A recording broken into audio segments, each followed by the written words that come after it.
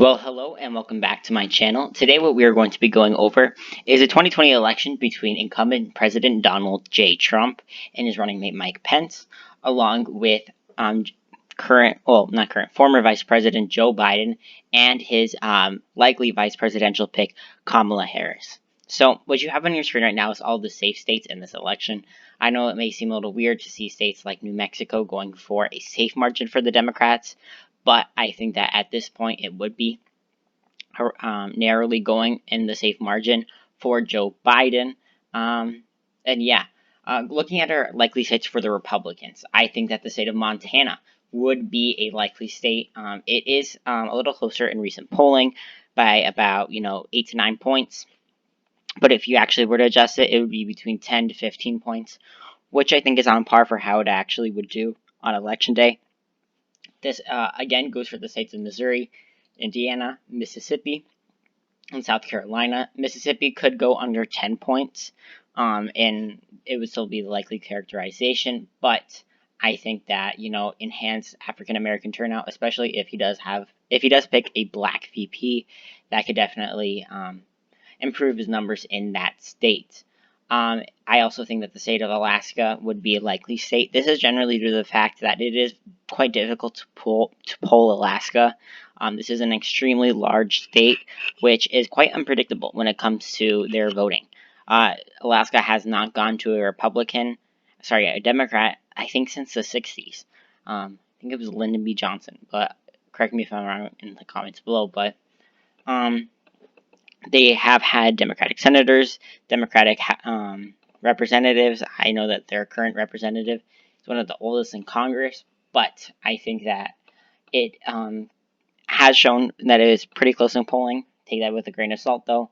But yeah, looking at our likely Democratic states, we have the states of Colorado, Nevada, Virginia, Minnesota, Michigan, and the state of New Hampshire. I think that Trump would probably take a play for the states of Minnesota, Nevada, and New Hampshire. However, I just still think that it would be above the 5 percentage points in being characterized as a likely state.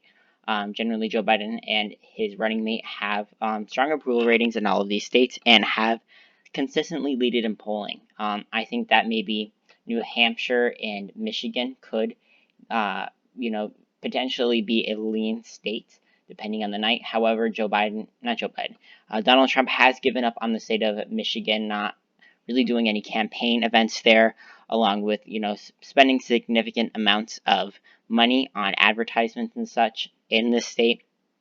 And the state of New Hampshire, it has a increasingly stronger Democratic identity. So, yeah. In addition to that, Maine at large would also be a likely state. As Maine's first congressional district plus the second congressional district, despite it being quite close back in 2016, it'll likely go to Joe Biden, and probably by a substantial margin this time around. Looking at our lean states for the Republicans. First state, the state of Ohio. I think that this state could potentially go to Joe Biden, but at this point with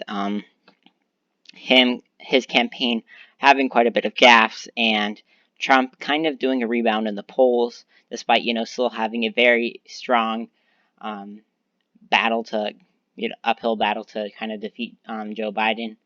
He is currently leading in the state. I think Joe Biden is actually. But I think that it would ultimately go to Trump by between 2 to 5 points on election day. In addition to that, I think that the state of Georgia would be a lean state. This is a state that is trending, again, more Democratic, even back in 2016. However, Trump is quite favorable in this state, and I think that he would likely carry it on election day, along with the state of Texas. This is a state that the Democrats kind of have a pipe dream in trying to gain, but this is a very solidly red state, and despite the recent polls having it quite neck and neck, I think that it will stay true to its roots on election day, likely having a result like the 2018 Senate race between Ted Cruz and Beto O'Rourke. Looking into our lean Democratic states, the state of Wisconsin and the state of Pennsylvania are likely lean Democratic states. These I could see Wisconsin actually not Wisconsin, Pennsylvania being super close, actually to the right of Wisconsin, as I think Trump would probably make a really significant play in trying to keep the state of Pennsylvania. Most Republicans, including McCain and Romney, really did campaign a lot there and tried to flip the state, and I think that Donald Trump is no exception to that. He will likely spend a lot of money in advertisements in that state, and could get pretty competitive. It is, a swing state in every consistent election. However, at this point, I think I would give it to Joe Biden, effectively making him president. The next lean state would be the state of Arizona. I think it would probably go to Joe Biden by about 3 to 4 points. This is a huge swing from 2016. However, Arizona, trending more blue. Mark Kelly, the Senate candidate, would likely help pull Joe Biden over the finish line. And Mark Kelly will likely overperform Joe Biden as well. But, in a state like this, it really will all come down to the narrow numbers. In addition to that, that's all these lean Democratic states and lean Republican states. Looking at our tilt states, tilt district, Maine's second congressional district, I think, would be tilt at this point. It is kind of like a toss-up at this point as well. Joe Biden and Donald Trump really pushing for a play here. I think it could also definitely come down to the Senate race. It's very competitive here. Susan Collins, formerly one of the most popular Democrats in the Senate, now is one of the most least liked ones, and that could definitely pull away from Trump actually winning in this district. They also have a current incumbent Democrat, Jared Golden, in this district, and he is, in my opinion, likely going to win re-election. So it's really just down to Donald Trump being liked in this district, and I think he is. And Joe Biden's really going to have to make a play and fundraising and campaigning in this district to try and flip it over, like Obama did with Nebraska's second back in 2008. And because of that, I'm just going to leave it tilt Republican for now. In addition to that, I also think that the state of Iowa would be tilt Republican. It did go to Barack Obama in 2008 and 2012. However, I don't think Joe Biden has the same appeal, along with Kamala Harris. And at this point, I just don't see him winning it.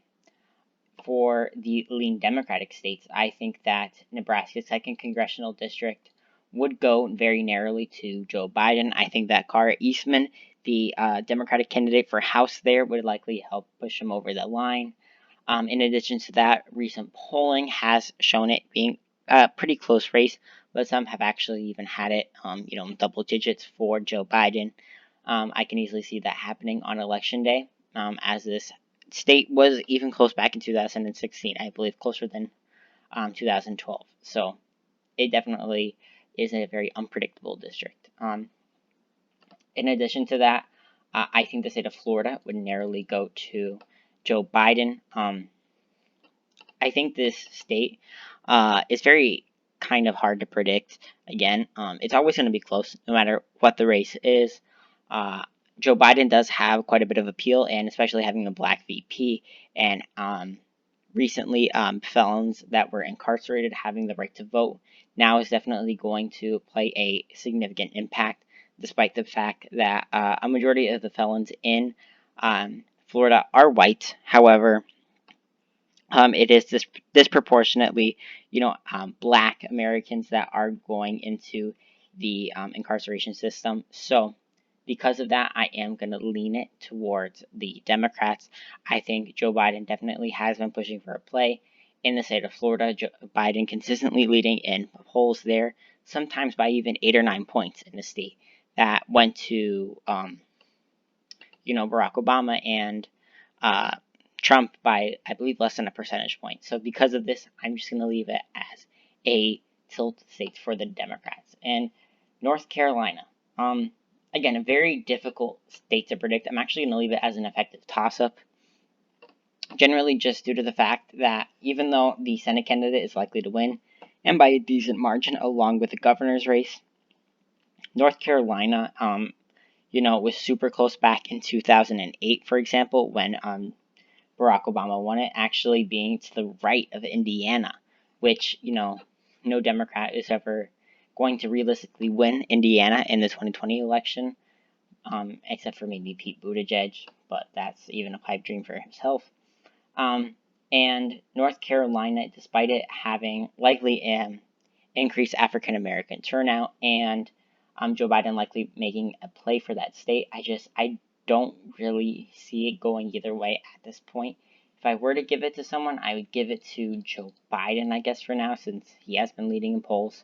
However, it is really difficult to predict at this moment. So, actually, yeah.